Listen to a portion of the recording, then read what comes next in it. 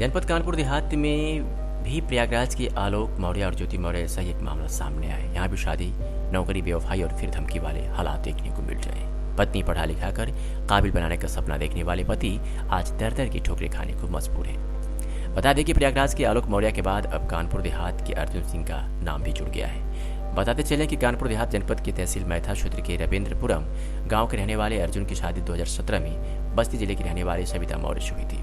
शादी के बाद सविता मौर्य में पढ़ाई की लगन देख अर्जुन ने सविता को पढ़ा लिखा कर काबिल बनाने का फैसला किया। नर्सिंग कराने के लिए सविता का दाखिला मंदना में बने Rama college of nursing and paramedical science में करा दिया। साथ ही खुद मजदूरी कर पैसों को इकट्ठा करने लगा। पढ़ाई पूरी होने के बाद सबसे पहले उसे दिल्ली में नौकरी मिली। सविता की नौकरी चल ही रही थी कि अर्जुन को कुछ शक हुआ, तो अर्जुन ने सविता को वापस बुला लिया और फिर तमाम कोशिशों के बाद सविता को कानपुर देहात के रसूलाबाद के नाखुर्द में बने स्वास्थ्य केंद्र में लगवा दिया। यहाँ उसे अच्छी खासी तनख्वाह मिलने लगी। अब सविता के तेवर और मिजाज बदलने लगे। अर्जुन ने आरोप लगाते हुए बताया कि सविता उससे दूरी बनाने लगी। वो कहने लगी कि तुम काले हो, तुम्हारा स्टेटस मेल नहीं करता है। इसके बाद विवाद शुरू हो गया। अर्जुन ने न्याय की गुहार लगाना शुरू किया जिससे बिगड़े हालात सुधर सके। पीड़ित अर्जुन ने बताया कि वह पत्नी को पढ़ाने की ललक में कर्ज में डूब गया और तकलीफ भरी जिंदगी गुजार रहा है। उन्होंने बताया जो मेरे साथ हुआ उसके बाद कोई भी व्यक्ति शादी के बाद अपनी पत्नी को नहीं पढ़ाएगा। महिला को सिर्फ घर की जिम्मेदारियों का बोझ उठाना पड़ेगा, जैसा पुराने समय में होता रहा है। अर्जुन सिंह पीड़ित ने क्या कुछ कहा है आपको सुनवाते हैं।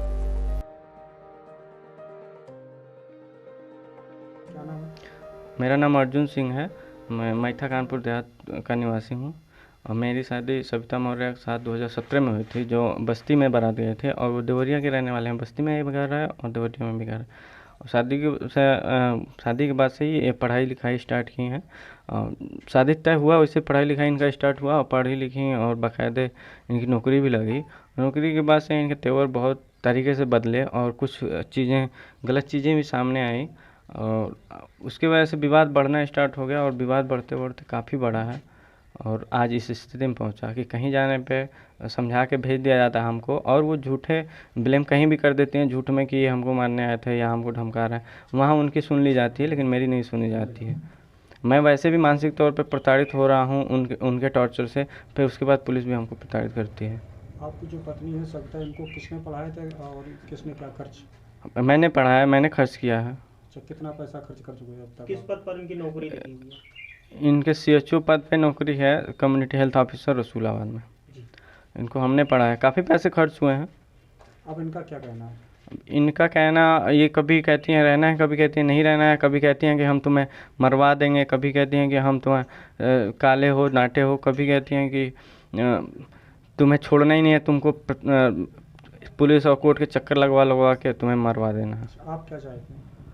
मैं चाहता हूँ इतना 6-7 साल साथ में रहे हैं, 6-7 साल शादी को हो गए, 1.5-2 साल से विवाद चल रहा है। इतने दिनों का रिश्ता ऐसे जल्दी ख़त्म ना किया जाए और अच्छे से सब चीज़ें सॉर्ट आउट करके रहना चाहते हैं। इस पूरे मामले की पुलिस में शिकायत आपने कहीं की? कई बार किया गया लेकिन बस समझाया जाता है कि फैमिली मैटर है। कोर्ट वजह क्या है जो आपके साथ नहीं रहना चाहती? वजह वही जानते हैं कि वो क्यों नहीं रहना चाहती है। वो पैसा आ रहा है, फिर हमें कमियां भी नज़र आ रही हैं कि हम सावले हैं। हाँ, तमाम पैसे खर्च किए हैं। वो तो आप देख सकते हैं कि आज के डेट में कितना पैसा लगता है पढ़ाई लिखाई में। BSc नर्सिंग में कितना पैसा लगता है। नौकरी पाने के बाद इनके तेवर बदल के क्या वजह मानते हैं?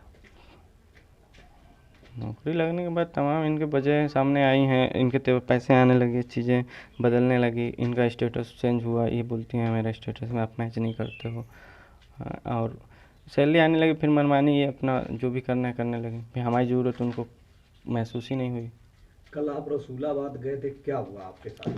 कल मैं रसूलाबाद गया CO मैडम के बुलाने पे। फिर CO मैडम से मैं बात करने का प्रयास किया तो वो तुरंत निकल गई वहाँ से और पुलिस ने इनके शिकायत पे झूठे ये ब्लेम लेके पहुँची कि हमको मारने आए हैं। उनको जैसे भी पता चला होगा तो, लेकिन वहाँ जांच करा लीजिए कि मैं CO मैडम से मिलने गया, वहाँ लेटर भी दिया हूँ और वहाँ बैठा भी था, पूरे दिन बैठा था, करीब 2-3 घंटे में बैठा था। लेकिन CO मैडम से मिलने पहुंचा तो CO मैडम निकल गई थी थाने से और वहाँ थाने में दरोगा जी ने तुरंत बैठा लिया था कि तुम गलत हो साले, तुम ऐसे गाली गलौज करते हुए उनको हमको बैठा लिया उन्होंने।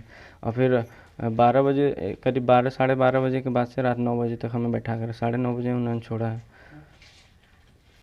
ऐसे ही अपने शहरों की तमाम छोटी और बड़ी खबरों को देखने के लिए 365 दिन खबर चैनल को सब्सक्राइब करें और बेल आइकन दबाना बिल्कुल ना भूलें।